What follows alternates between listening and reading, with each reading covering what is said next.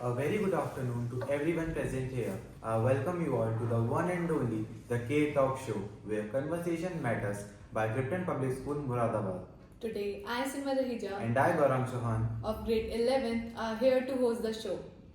So, welcome to the K Talk Thank Show. you. Thank We you. are glad that you give your precious time to us. My pleasure. Thank you so much for coming. Yes.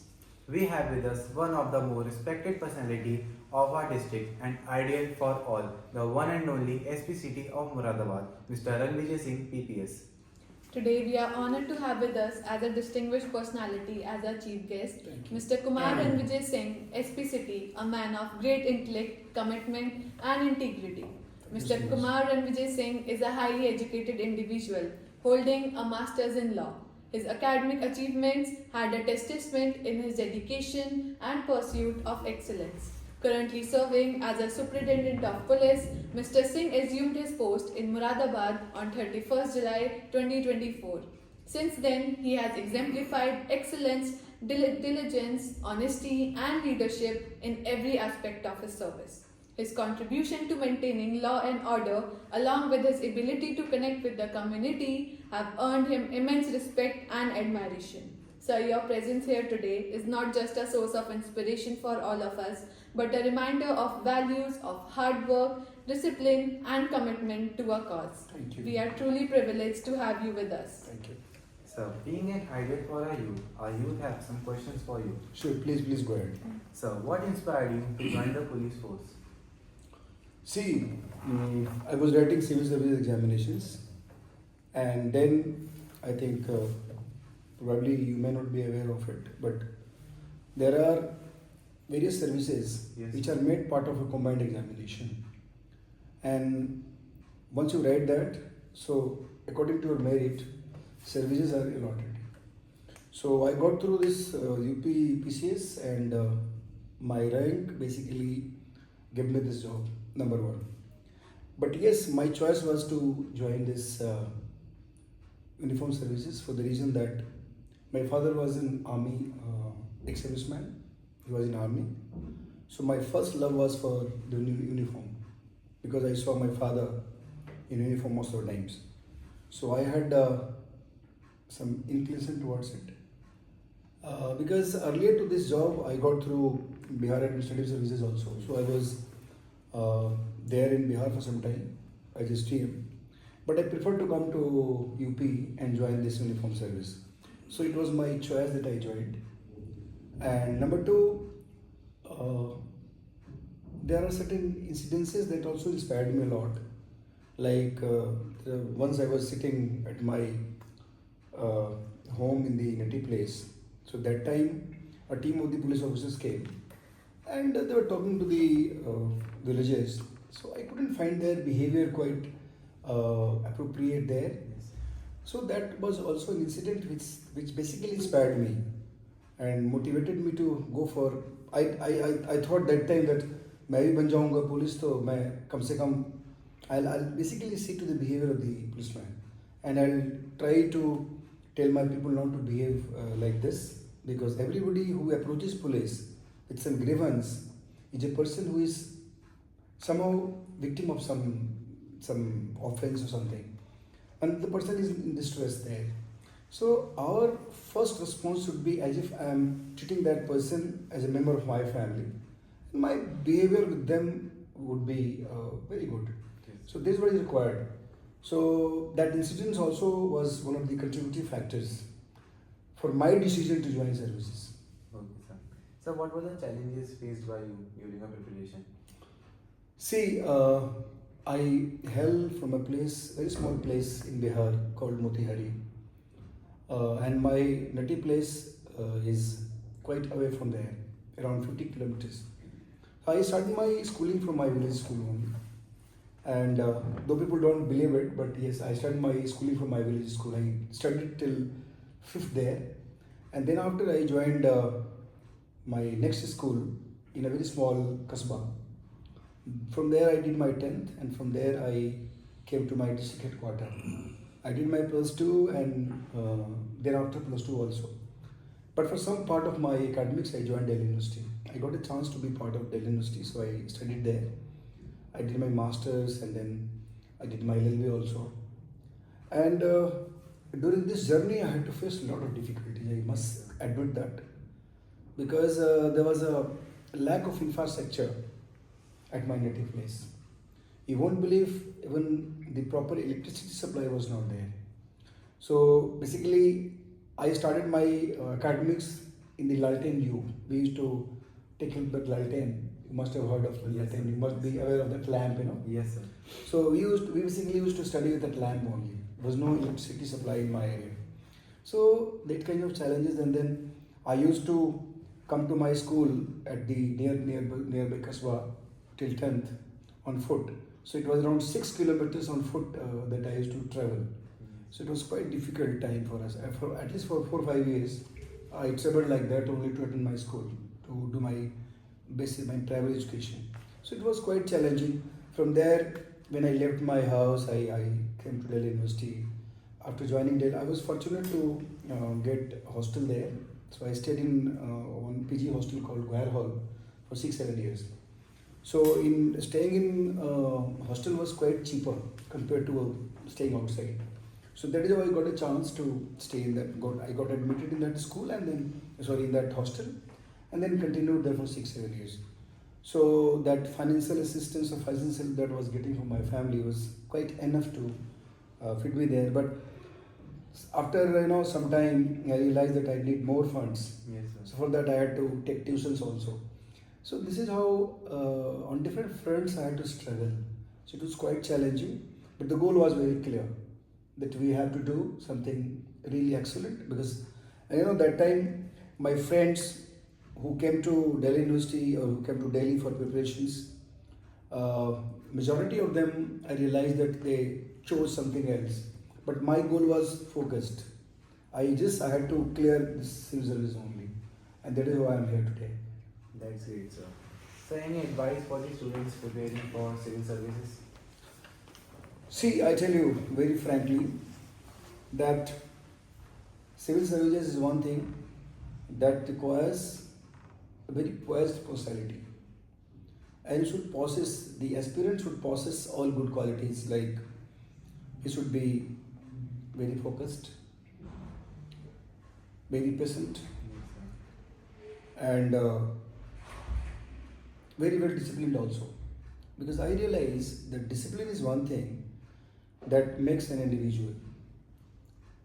And if you are trying to become a civil servant, discipline is the most important thing. After becoming civil servant also, because our everything is so well planned and well scheduled that if I'm not disciplined, I'll not be able to do justice to my assignments.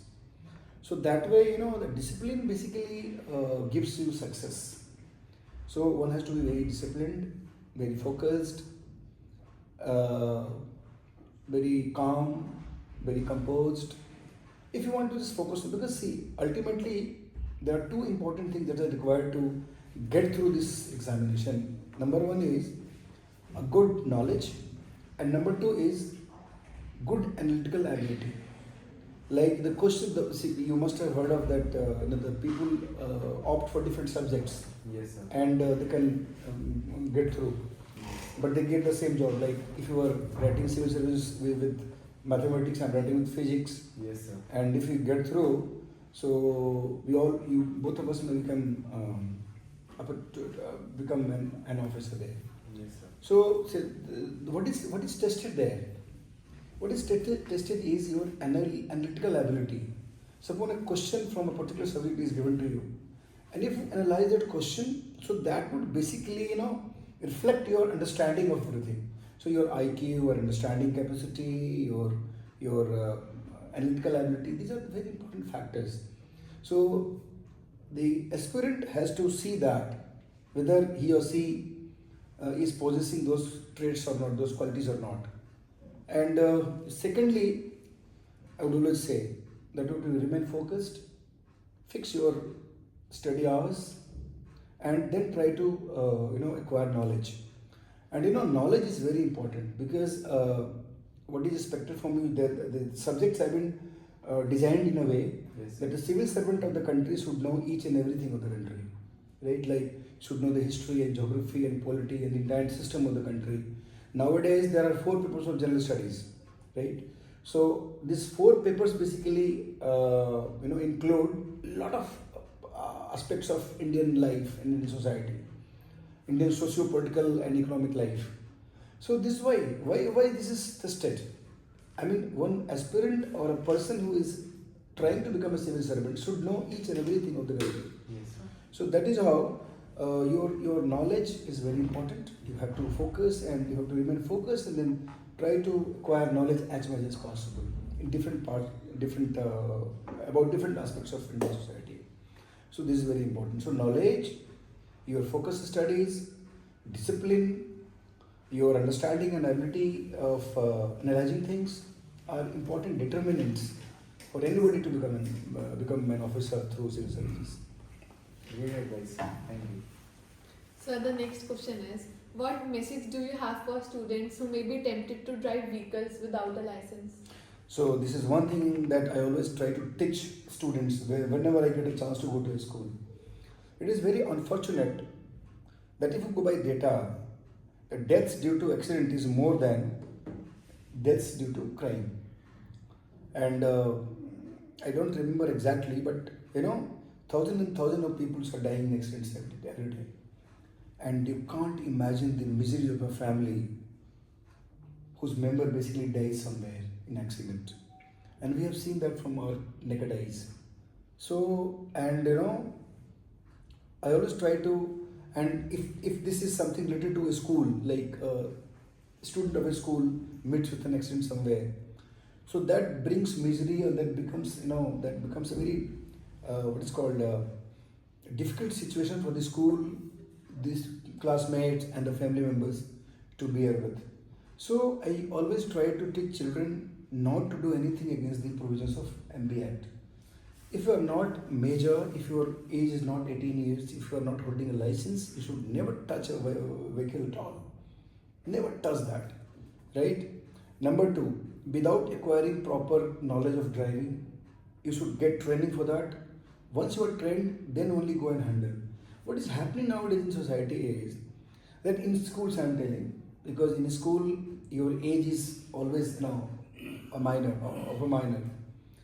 Right? So in that scenario, what happens? The parents are basically giving vehicles like scooter and these bikes to the children, and they without analyzing the impact of it, and secondly without understanding this situation on the roads, and that becomes very difficult if he or she meets with an accident. We have seen the cries of parents, right, whenever we go to scene of crime.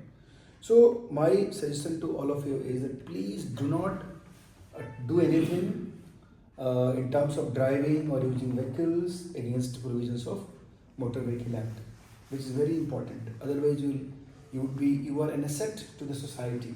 See, another thing that I would like to add to it is that you are not only an asset of your family, you are an asset of the country, and we have to protect you.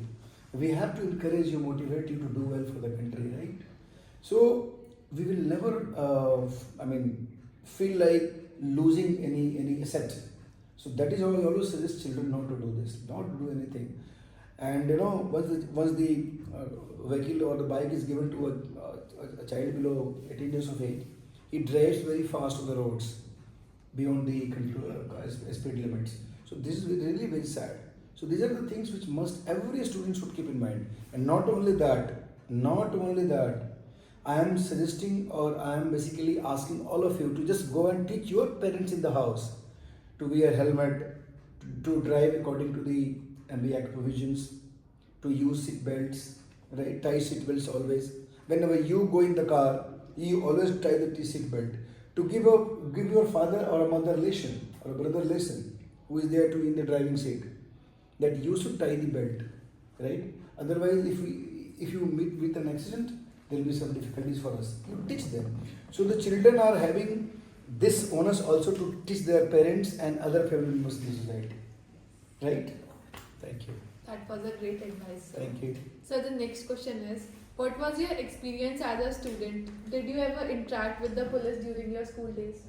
No, I had no formal interaction with the police.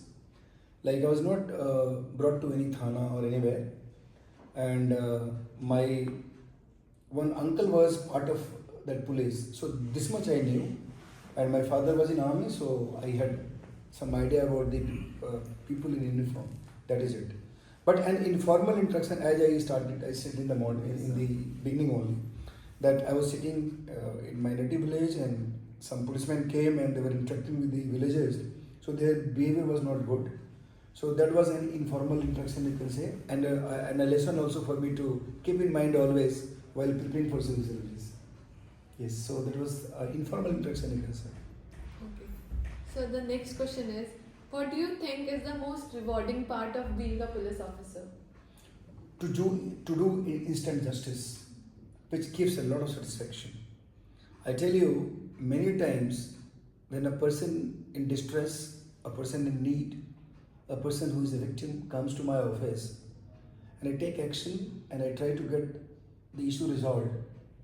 And when I see the sign or the smile on the face of that victim, that gives me immense satisfaction, which is I tell you, it's invaluable. That cannot be compared to any reward or anything that comes to me thereafter. So this is one thing, that making someone smile or bringing happiness to someone is one thing which is really very, very important for an individual, right? And I really like it. And that gives me satisfaction, inner satisfaction. And then sometimes I thank God that you give me a chance to serve the humanity in society this way, that I am able to make someone happy. So this is the most rewarding thing that is there with me. And of course we are paid for what we do, in the sense that I'm a salaried person, government pays for my services. So this is one thing. But as a human being, as a citizen, as a member of this Indian society, I always say that my satisfaction, which I basically gather from my workings, is the best reward that God has given to me. That was truly inspiring. Thank Thank you so much. So the next question is, how do you manage the stress that comes with this demanding job? Yes, this is one thing which is very important for me to explain. That it's a very stressful job. You know why? Because we are coming across all the negativities which are there prevalent in the society. Like, whosoever comes to my office or to the police, he or she comes with some problem, right? Yes. Like some wrong has been committed. In that case, we need to intervene. So, going through the facts of that case or something, or that story, is basically painful. Suppose a lady comes to me and complaining about the physical assault that has been done to her. So when she narrates the story, that's difficult, painful to hear. It's not that easy, right? So I'm just giving you one example. So round the clock, since morning when I sit in the office and till I leave the office, I come across this kind of situations and facts only. So that's very stressful. Number two, there's no fixed time for us, because the crime is not committed according to time, right? Someone may call me in the midnight at around 2 or 3 in the night saying that there's a person who has come and bitten me badly. There's a person who has come to me and has fired at me.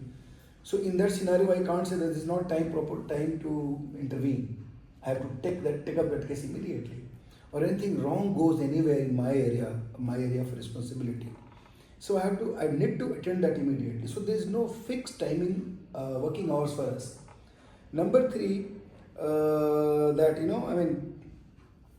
a lot of problems that is intra-department, like taking care of, like at my position, if I am supervising my subordinates, they are likely to commit lot of mistakes here and there. In that scenario, in that situation, I am there to supervise or monitor them. And sometimes what happens that they are doing something which irritates, right? So that also brings some stress to you. So handling your people, or taking some action against them, or handling people's problems or common man's problem, These are the issues which basically bring a lot of stress. So for that, I always meditate. I do some meditations in the morning, in the night also, and I always keep one thing in mind, that this is my nature of job, and I cannot escape from here, and I can't ignore it also. So I have to live with this kind of life. So there is one thing that also teaches a lot to us, to remain calm and control the stress.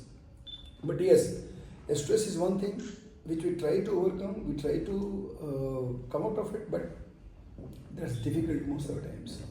So this I have realized, but yes, we try our best to manage the stress. And not only that, we are conducting some classes also. We call some yoga teachers to conduct classes in the police lines for our policemen to learn yoga, to meditate, to learn how to meditate, and to manage the stress. So, and the time management is also one thing that we try to do, like manage time so that the stress will be lesser. So we try to do that also. But most importantly, we basically call people to teach us as to how to manage the stress. Sometimes, I'm very thankful to many people who come forward to us saying that do some classes for stress management. I know you people are in distress, you people are in stress most of the times. So please come, I'm going to conduct a class for you people free of cost. So these are also done, like psychologists, psychiatrists, they also come. Sometimes counseling is also done, like someone is in stress, not able to handle that. So we bring that individual to a counselor, so that counseling is also done. So this is how overall all efforts that we take to manage the stress, and those who are basically those who get affected, we do something for them also. Yes. Thank you, sir. Sir, could you share a memorable case you have worked on? There are many of them. One of And, them which had a positive impact on schools and students. Okay. I tell you, let me recollect. Basically, I have done lots of cases.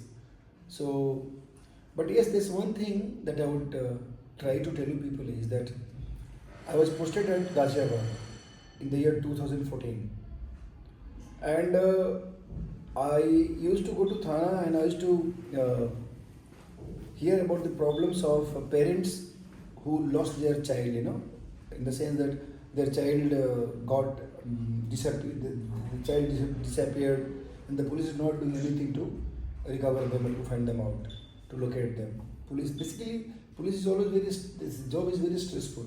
So day-to-day crimes are important for us to handle immediately. They are basically, we do the firefightings around the clock. So these issues are very important for us to handle first.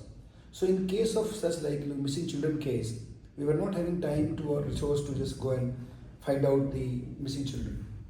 But I realized that why can't we do something in this regard also? So then I thought of going for an operation. Like we generally conduct drives. Yes.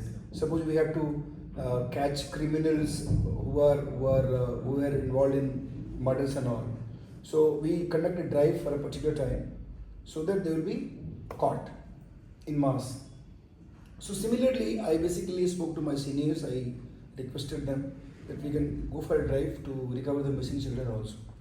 So fortunately, I got support from them, and I planned operation called Operation Smile. Yes. To recover children.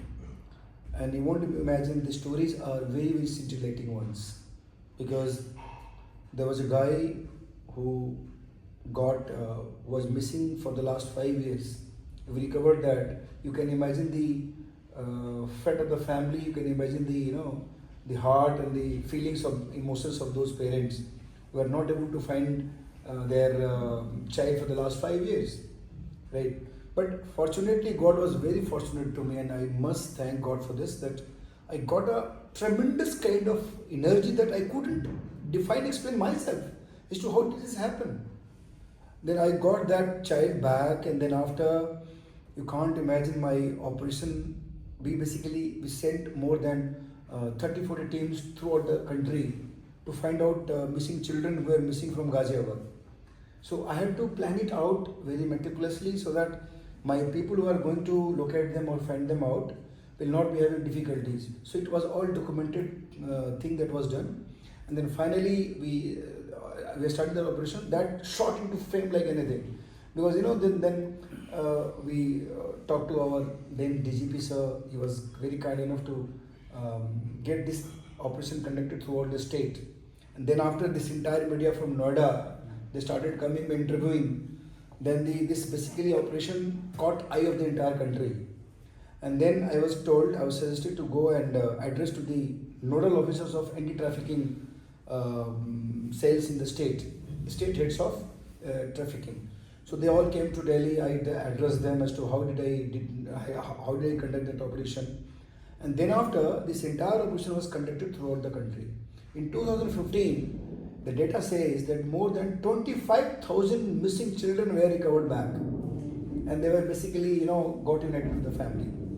So this was a very scintillating, and I always thank God whenever I think of Operation Smile that I was brainchild of, and then that comes to my mind and says, oh God, ईश्वर आपने मुझे इंसान बनाया तो मैंने एक इंसान का फर्ज अदा किया. Kind of thoughts that idea always comes to my mind. And I always think that it was a human touch in the entire operation, and you can say that something which was coming from my inner core of my heart, and that was quite inspiring and giving me energy also to get. But yes, I must thank my bosses that time, my SSP then, the SSP of Ghaziabad, Dharmenji, and then after some team members. There's some very, there was a guy who was to retire immediately after a few months, and when he went to Mumbai and he recovered 32 all children from there, those were native of Uttar Pradesh. So he brought them to what's called, from there to Ghaziabad. They were kept in a shelter home, and then what was he saying, that sir, पूरी जिंदगी मैंने नौकरी कर ली, 4 महीने मेरी बचे हुए हैं, बट अब लगता है कि मेरे पूरी जिंदगी के किए काम और ये वाला काम दोनों बराबर है. So this was the kind of emotion that was quite prevalent that time there in that entire Ghaziabad place. So this was a very important service that I can extend to the society. So this is what I always feel, that I did something which was quite inspiring, and I always remember that and those moments also. If you want to see that, you can Google it. You can Google on Operation Smile by VIJAY Singh, Ghaziabad Police. So you'll be able to have the scenes and the way the entire operation was conducted. I got it documented. There was a small video of around 14 minutes. So that video basically includes everything that was done there that time. So this is what I did there. That was great, sir. So next question is... And this is inspiring for the children also, to be quite humane in nature. Yes, sir. To support our fellow human beings, to take care of people who are in distress, to understand the pains and miseries of other people. So this is a message that can be learned from that operation. So I would like that you please share that with your classmates in the, I can request the principal ma'am and the teacher, principal sir and the teachers also, to just share them with the children. And see, this is our Indian sanskara, that our culture and tradition has taught us to be humane. We should always, I always tell the students, be sanskari. Sanskari means you should possess all good things which our society wants, and every good person possesses. So I always request to be sanskari. Inculcate all sanskaras in yourself. If you are good in sanskaras, means what? To live a disciplined life, to be humane, to be kind, to be polite, right? To respect your elders, to have loves for your youngers. So these kind of things which is basically that defines an individual. So if you are sanskari, you would be able to click at any point of time in life. I'm telling you, if you go to my village school today, right, you would not be able to believe that I have come to this, I have scaled this distance, I have traveled to this distance, to the situation where I am today. Will not imagine that. But I always give credit to my sanskaras, which I inherited from my family members, my father, my mother, and my family members, and I always salute the soil of that land, who basically made me what I am today. Right? So you have to have that. So these are the things that inspired me to do something like Operation Smile. Right? Even today, if I'm sitting in the office, some people are saying, "Sir, you are a different individual altogether." Why? Well, I could see the way you are trying to help people out. I said, "This is what I'm supposed to do as a human being, not as a police officer only, as a human being also."